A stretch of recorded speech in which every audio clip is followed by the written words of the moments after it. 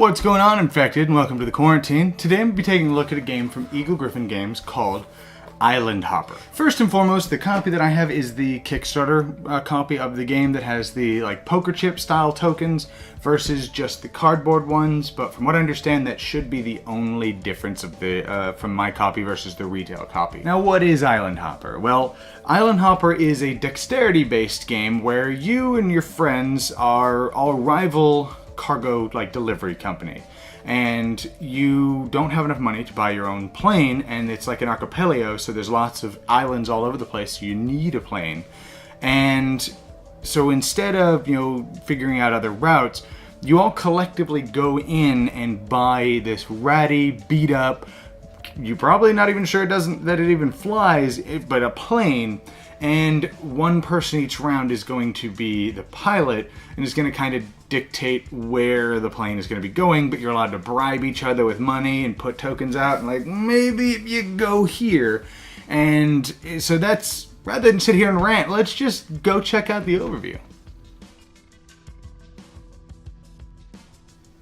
Alright, so once you vomited out the archipelago out into the ocean, or the starfield as we show here, and you've set up Planet Express in the middle of the table, you guys are pretty much ready to play. Everybody's going to get a sum of money that they're going to secretly hide, like they wants-its, behind their player screen here, so nobody exactly knows how much money you have. And then each person's going to get a series of these please don't mess it up tokens that allow you to kind of give a suggestion of where, how the pilot needs to change their direction, which will make a little sense in a second. These are what the game normally comes with, but these are cardboard and these are boring, so we don't use those.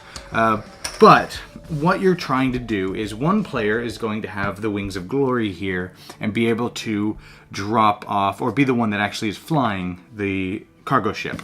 So how do you figure out what you need to do and where? Well, you're going to look at these contracts here that you're going to draw every round. So for example, I need to drop the purple guy off onto this island, which when we look out here on the island, that's going to be way over here, which is off screen. So I need to get this guy here from here. So he's I don't know why, he can't swim and there's no boats in this world. So we have to fly him here in our very rickety ship that I'm not even sure flies. So how do we do that? Well, if I'm the pilot, then I don't get to do anything with these. But maybe you're the pilot.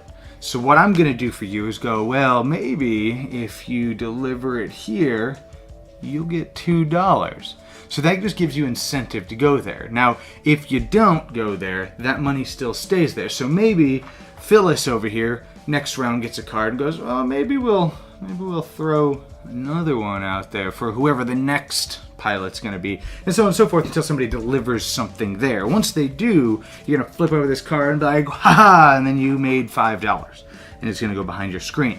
And then whoever the captain is that made the delivery here is going to take all of this money, this sweet cardboard cash, and they're going to put it behind theirs. So that's how the captain is going to make their money.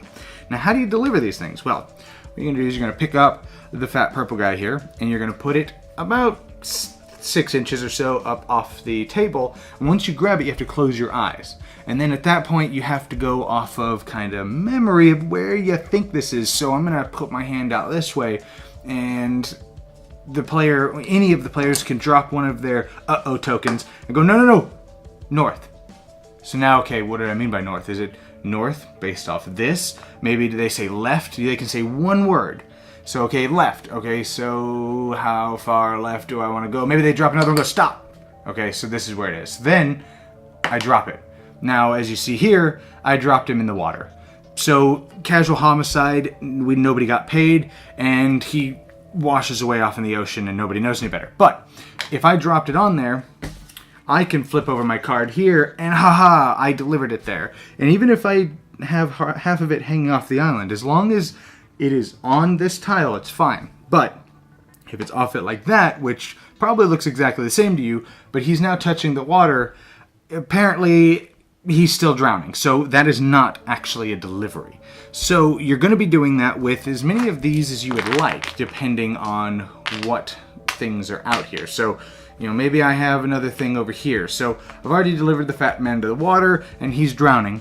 So there's not much else I can do with that. But over here needs a castle. So you know what? I'll go and take the castle and I'll drop it over here. And, oh no, I dropped the castle in the water, which not really sure how that works. But I dropped that in the water, nobody gets paid there. So that money stays there. And you can do that with all of these, but really it only matters if there's money next to the island, because obviously somebody wants you to go there. Now, whoever the captain is can also take the little guy here, and if I could find one, maybe I put this down. So maybe somebody just wants to be flown to an island. So if I'm the captain, I can place this next to my map, and I'm going to go ahead and pick this guy up. You know what? I want him to come over here. So I'm going to randomly drop him, and of course he falls off into the water. And you're going to continue to do this until the last round of the game. Now, what's the last round of the game, you ask? Well, I'm glad you asked, because these ominous red spooky cards here, you're going to stack this by taking all of these cards. You're going to take the last round card and you're going to shuffle it into the bottom 3 cards. So nobody knows exactly when it's going to end, but you know it's going to end. Then shuffle these, slap them together, bada bing, bada boom, you got your player round deck. So at the beginning of every round, you're going to be revealing these, and these are going to modify things. So now there is $2 extra on each castle island. So now I'm really, really wanting Steven, or whoever the pilot is, to come on over here and deliver a castle, because then I'm going to get 2 extra sweet cardboard cash. And you're going to continue to do this, and then at the end of the game, whoever's the most money is going to be declared your winner. And that is Island Hopper. Well, Island Hopper overall, it takes up a huge amount of real estate, but it is very much a dexterity game where you're picking these little things up and you're closing your eyes and and then somebody's like, no, north. And you're like, okay, we gotta do this. And then if they say something, and don't have a token or anything like that, then they gotta spend cash as a penalty to the bank because they said something.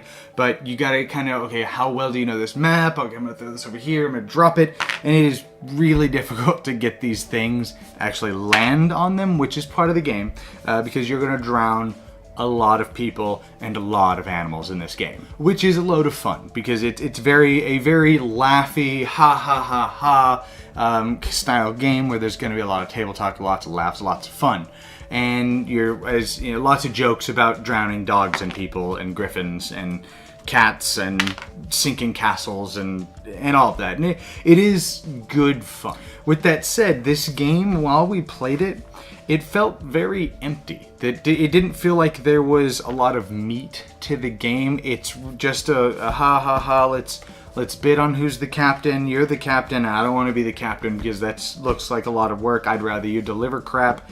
And you're like, oh, let's drop this. Oh no, it didn't land. And the shape of these, which I'm pretty sure is deliberate, the shape of these makes it really difficult sometimes for these wooden pieces to actually land on some of these tiles. It's really difficult. And then on top of that, because the rules say 2, 3, 4 inches up off the board, but when your eyes are closed, you could be way up here. I mean, that's a little bit of an exaggeration, but you get the idea. You maybe a little higher, maybe a little lower, and whatnot. Maybe you're an inch above the table, so you dropped it. Maybe you're 6 inches above the table. It's really hard to judge just how much. Now, you can mitigate that by having some players go, hey, up about an inch, and you don't say anything about direction, so you're not technically breaking the rules. But it's a very light, very light, kind of empty game. And what that says, it doesn't mean that I hate it and it wasn't fun. It was a decent bit of fun, but it felt really empty, even compared to a lot of the other dexterity-based games that I have and have played. It just felt like it drags on a little too long, and it feels very empty. And that's really the best way to put it. And then on top of that, some of the component quality is really good, and some of it is kind of pointless and not really good. Like these wooden pieces, they're all uniquely shaped and really annoying to try to get landing on islands, and those are really nice. The tiles are really thick. The cards are really nice. They got a nice linen finish on it. The insert that you see over here, it is an very Eagle Gryphon Games insert. It's not the best, but they took into consideration that people like inserts. This is probably the worst insert of theirs that I've seen, but it does still work. It's very functional. But then you get these player screens. These are little more than just paper. Not even cardstock, they're just paper, so they're super flimsy and feel almost pointless. And then you can also add tension to the game. You got a little timer here as well. And so the components aren't bad. There's a couple, really just these are is the only real downfall from the game in terms of components, but the game itself just fell flat. Now, if you're playing just with kids, it might be a different story. The kids will definitely enjoy this, but the adults are going to want something more meaty. But definitely going to be a good game to play with kids. So the final verdict for Island Hopper is actually going to be a pass, unless you have kids that really enjoy, dexterity. Let's drop some things into the water style games. You're gonna want something that has some more meat to it than Island Hopper, unfortunately. Anyways, I hope you guys enjoyed this video, and I'll see you guys next time in the quarantine.